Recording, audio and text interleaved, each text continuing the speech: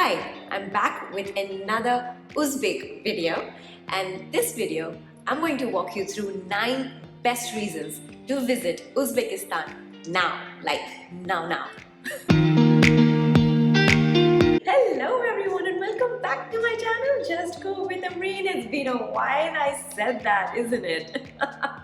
I have missed you guys. I am sure you did too, and I'm so grateful that you have been watching my videos and finding it so helpful to visit all these countries that I have already explored for you guys.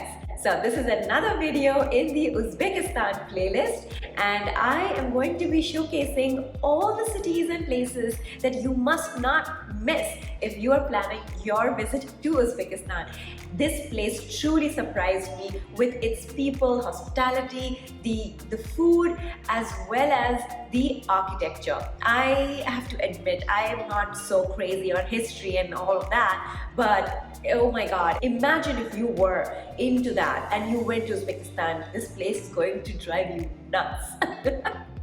Without further ado, I will dive right into it. Throughout the video, I'll keep dropping a few tips and lessons that I learned on my journey to Uzbekistan. So stay tuned, watch the entire video and let me know what you think. Say hello to Tashkent. This is the capital of Uzbekistan. It is a marvelous city that embodies the modern elegance of many other capitals of the world. At the same time, maintains the eastern city look of Uzbekistan as well. Tashkent has its own unique flavor. Do spend 2 full days here if you want to explore the city as well. If you just want to explore the nature part of Tashkent, then 1 day is enough. I've come to this place called Amir Soy, by the way. I was supposed to go to Chimgan, which is the most famous mountains that everybody goes to, and you read about that on blogs and you check out Viator. There are like tours to it, but nobody talks about Amir Soy.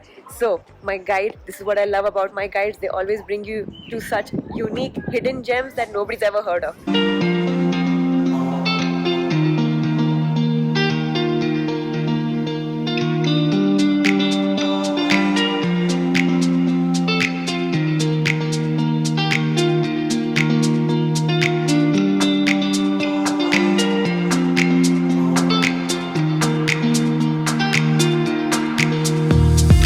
Another hidden gem my guide took me to in the Tashkent region was this village called Nanai.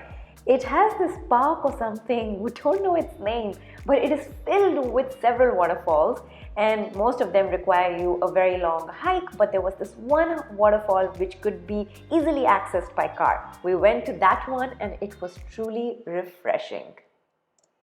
The next most famous place to visit in Tashkent is the Chorsu Bazaar. You get everything from dry fruits, fresh fruits, meat, veggies, spices, authentic Uzbek bags, shoes. If you want to buy souvenirs, this is the place for you. So if you don't want to go through the whole hassle of go through all the tips and then after that do your own research and find your own guide, if you want to save yourself all of that hassle, I am hosting a trip to Uzbekistan to all of these gorgeous places in October 21st to 28th. I am hosting a group trip to Uzbekistan, this marvelous country. So if you're interested in joining, then please drop me a comment in the comment section below. Let's say hello to Samarkand. This was my first introduction to the country. As I landed in Samarkand, the first place I visited was this Registan Square. Registan Square are basically 3 grand structures, and they are 3 madrasas or Islamic schools. The square is significant because it exhibits cultural traditions and exemplifies Uzbek architecture and urban development. When you visit each of these madrasas, you will find plenty skilled artists expressing their arts in different forms. Honestly, if you are a patron of the arts, then you can simply spend hours in awe of their talent. You will not leave. If you don't value sleep and you want to take sleeper trains from one place to another and you want to only spend 1 day per place, then you can cover Uzbekistan and these major cities, main places in just about 4 days.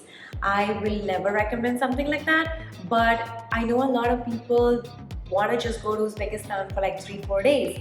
I myself wanted to go to Uzbekistan just for like 3-4 days.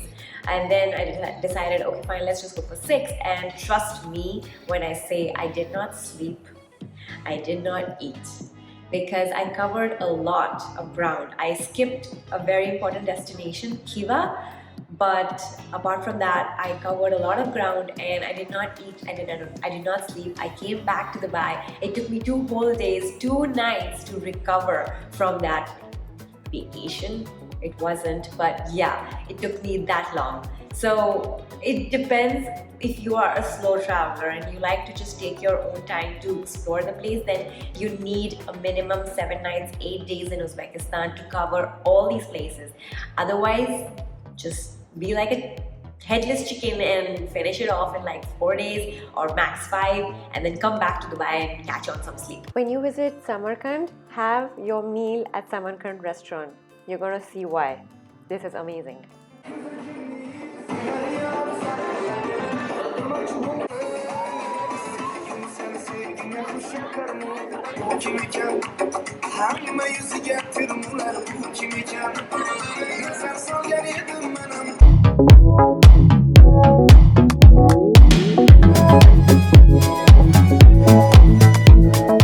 Next attraction we're visiting in Samarkand is called Shah Zinda. So it is this person who's buried back there in a little tomb about like in the 14th or 15th century, and he was the cousin of Prophet Muhammad. But as Islam started spreading in Uzbekistan, each king that came into rule kept adding on mausoleums, which is basically tombs, and also mosques to this place, and it became this huge expansive place which now has 26 mausoleums and a few mosques. It's a big complex of tombs right now. It is so sacred that they actually say that if you come 3 times to this place, it is equivalent to going to Mecca once.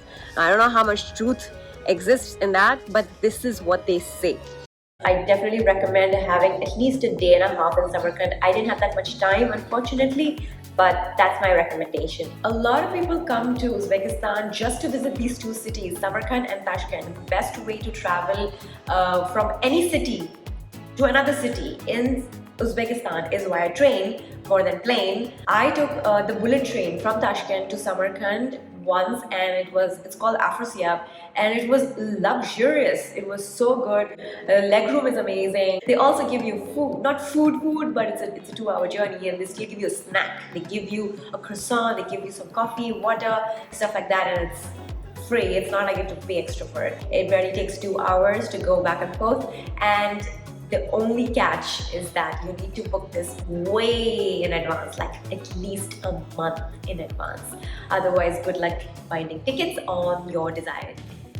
Say hello to Bukhara. New city, new day. Bukhara is not just well known for its mosques and Arc Fortress, Kalon Minaret, etc., but also for shopping. Yes, it is well known for its trading domes. Centuries have passed, but these trading domes have survived. Bukhara became the capital, giving rise to unprecedented growth of the city.